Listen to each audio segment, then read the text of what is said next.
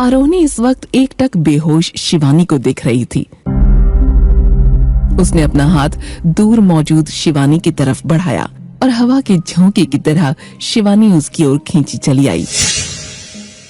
आरोही अब बहुत करीब से शिवानी के चेहरे को घूर रही थी। शिवानी, तुम्हारा ये रूप मैं कितना देखूं? जितना देखूं ये उतना अद्भुत लगता है, क्योंकि ये तुम्हारा रूप तुम्हें मुझसे मिला है। लेकिन तुम्हें देखकर मुझे तुमसे घृणा भी हो रही है।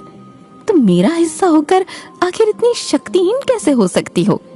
शक्ति तो जीवन का माध्यम है, और यदि तुम मेरा भविष्य हो तो मैं इस भविष्य को इस बार बदल दूंगी, क्योंकि तुम जैसा कोई शक्तिहीन मेरा भविष्य कदापि नहीं हो सकता।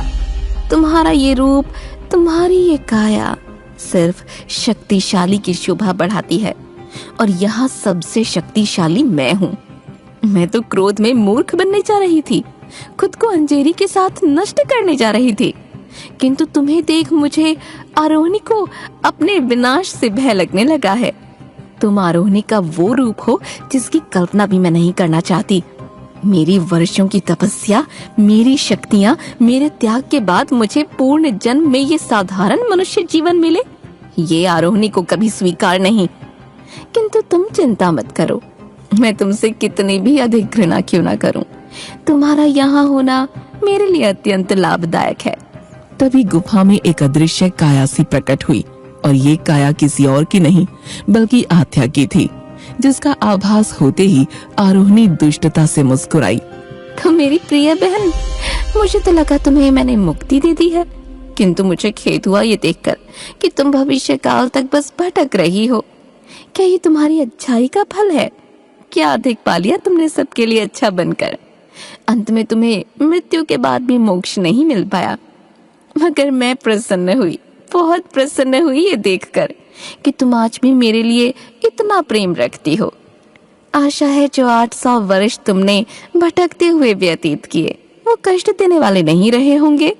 यदि तुम्हें ऐसा लगता है तो ये तुम्हारी भूल है आरोहिणी, क्योंकि जिसे तुम भटकना कह रही हो वो मेरे लिए प्रतीक्षा मात्र थी, मेरे उद्देश्य के पूर्ण होने की प्रतीक्षा। और क्या उद्देश्य था तुम्हारा? मुझे भविष्य से यहाँ लाना? ये तुम्हारी भूल है या मूर्खता मुझे नहीं पता, किंतु तुम्हारे इस प्रयत्न ने मुझे एक नई दिशा प्रदान की है। तुम्हें क्या लगा तुम मुझसे अपने इस नगर को बचा लोगी? कदापि नहीं, क्योंकि तुम ऐसा कभी नहीं कर पाओगी।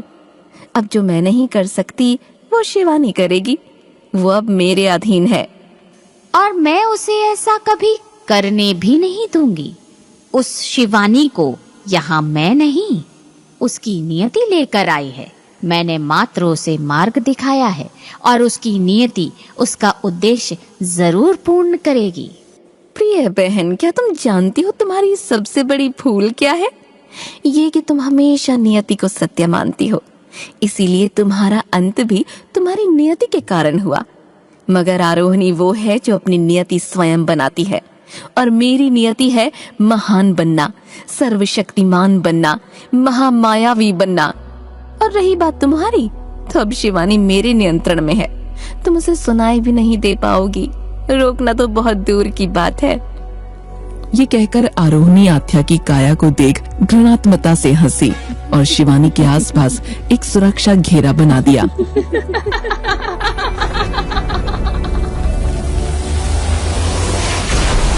अब समय आ गया है इन्हें जगाने का। तुम देखो कैसे मैं इन्हें अपने अधीन करती हूँ। अब तुम कितना ही प्रयास क्यों न करो, किंतु तुम इन तक नहीं पहुँच पाओगी। तुम्हारा कार्य यहीं पर समाप्त। कुछ ही क्षणों में उन पांचों को होश आने लगा। उन्होंने घबराकर एक दूसरे की तरफ देखा, और राज शिवानी को देखकर बोला, तू ठीक है? मैं ठीक हूँ, मगर वहाँ क्या हुआ था? हम सब उस बवंडर के अंदर समा गए थे। क्या हम सच में जिंदा हैं? क्या हम बच गए? बचे नहीं, शायद और भी बुरा फंस गए। मतलब? गाइस, सामने देखो। स्नेहा की बात सुनकर उन सबकी नजर एक साथ सामने की तरफ गई, और वो सामने खड़े इंसान को देख घबरा गए। सबके रोंगटे खड़े हो चुके थे और उन सब में सबसे बुरा हाल शिवानी का था। रोहिणी, मैं क्षमा चाहती हूँ कि मैंने तुम्हारी रक्षा करने में इतना अधिक समय लगा दिया। शिवानी, तो क्या तुम ही वो मायावी हो जिसकी वजह से जिसके कारण तुम्हें मृत्यु दंड मिलने वाला था? श्लोक अपनी जगह से खड़ा हुआ और आरोहिणी का हाथ पकड़कर बोला, अच्छा हुआ तुम खुद हमें मिल गई। अब चलो चलो और सबको बताओ कि तुम और शिवानी एक नहीं हो। चलो और अपनी सजा खुद। श्लोक आगे कुछ कहता उससे पहले ही आरोहिणी ने उसे क्रोध से दूर झटक दिया और अपनी शक्तियों से उसे पीड़ा देने लगी। उसकी आंखों में इस वक्त इतना क्रोध था जैसे वो अभी इसी क्षण उसे भस्म कर देगी।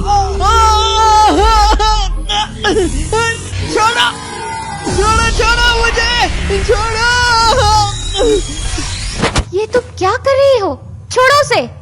तुमने मुझे छूने का दुस्साहस भी कैसे किया, मूर्ख मनुष्य? हम मायावी हैं, अपने एक वार से तुम्हें अभी इसी क्षण भस्म कर सकते हैं। मैंने कहा छोड़ो उसे। शिवानी की आवाज सुन आरोहिणी रुक गई और उसने घूर कर शिवानी को देखा। अपनी सीमा मत लांघो शिवानी। मुझसे इस प्रकार बात करने का अर्थ जानती हो तुम?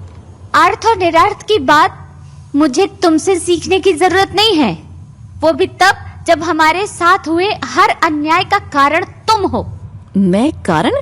क्या तुम्हारी जीवन की रक्षा करने का मुझे ये उपहार मिला है? रक्षा? क्या तुम इसे रक्षा कहती हो, जबकि हमारे जीवन के संकट में आने की वजह सिर्फ तुम और तुम हो। क्यों? क्या मैं कुछ गलत कह रही हूँ? ये प्रश्न मुझसे नहीं, स्वयं से पूछो कि तुम्हारे कष्टों का कारण कौन है। क्या मैंने कहा था तुम्हें 800 वर्ष पीछे आने के लिए? जिस क्षण मुझे तुम्हारे यहाँ होने का आभास हुआ उसी क्षण मैं तुम्हारी रक्षा के लिए उपस्थित हो गई। किंतु उसका क्या, जिसकी बातों में आकर तुम इतने बड़े संकट में पड़ी? मैं मानती हूँ मैं उचित नहीं हूँ, किंतु मैं अनुचित भी नहीं हुई। तुम एक चोर हो। चोर? और ये तुमसे किसने कहा? ये रत्न मेरा है, इसका अस्तित्व ही मायावियों से है। तो अगर मैंने अपना कुछ किसी से वापस ले लिया तो मैं चोर कैसे हो गई? तुम्हारा रत्न? हाँ, मेरा रत्न। ये रत्न मेरा है। जो मैंने किया बिल्कुल उचित किया। मैं इस रत्न की रक्षा की उत्तरदायी हूँ। इसकी रक्षा करना कर्तव्य है मेरा, एक ऐसा कर्तव्य जिससे मैं पीछे नहीं हट सकती। और मनुष्य लालची होते हैं और ये रत्न मैं लालची लोगों से छीन कर यहाँ लाई हूँ। तो मैंने क्या अनुचित किया? उन्होंने तुम्हें हत्यारा कहा था। जो मेरे कर्तव्य के बीच आएगा उसका विनाश निश्चित है, इसमें मेरा कोई दोष नहीं है।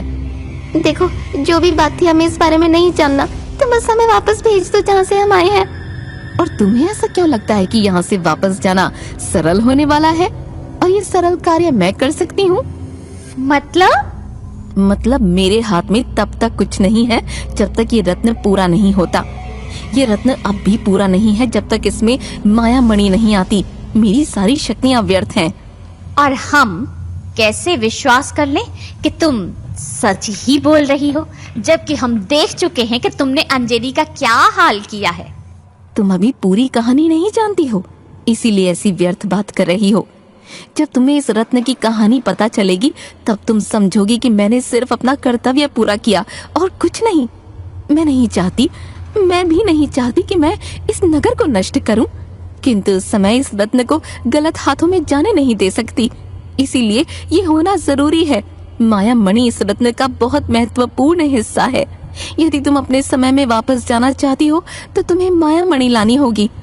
मुझे विश्वास दिलाओ, अपनी बात पर मैं वादा करती हूँ, अगर तुम सच्ची हुई तो मैं खुद तुम्हारी मदद करूंगी ताकि तुम मेरी मदद कर सको। ये कहानी आज की नहीं 2000 वर्ष पूर्व की है, जब यहाँ मनुष्यों का नहीं मायावियों का वास हुआ करता था। दूसरी तरफ महाराज चिंता से इधर उधर घूम रहे थे। मैं कुछ समझ पाने में असमर्थ हूँ गुरुदेव, मुझे मार्ग दिखाएं। ये हो क्या रहा है मेरे नगर में? मैंने कहा था उस माया मणि के अभिमंत्रित घेरे से बाहर आने का एक ही अर्थ है और वो है आरोहिणी। जो आपकी बंदी गृह में थी वो आरोहणी थी ही नहीं। कैसी अनहोनी घटने को आई है गुरुदेव। हमारी सारी आशाएं हमें अर्थहीन लग रही हैं। आप तो ज्ञानी हैं। बताइए हमें कि अंजेरी का भविष्य कैसा है। क्या अंजेरी बच भी पाएगा? इस बार निश्चित ही कुछ ऐसा होगा जिसका हम विचार भी नहीं कर सकते। अर्थात गुरुदेव? अर्थात ये कि जहाँ तक हम देख रहे हैं अंजेरी पहले ही नष्ट हो चुका है। मगर ये जो लड़की है ये निश्चित ही कहीं न कहीं से अंजेरी की नियति बदलने आई है। कैसे? इसका अनुमान हम भी नहीं लगा सकते। बस समझिए कि समय बहुत मोड़ लेने वाला है और अंजेरी का इतिहास बदलने वाला है।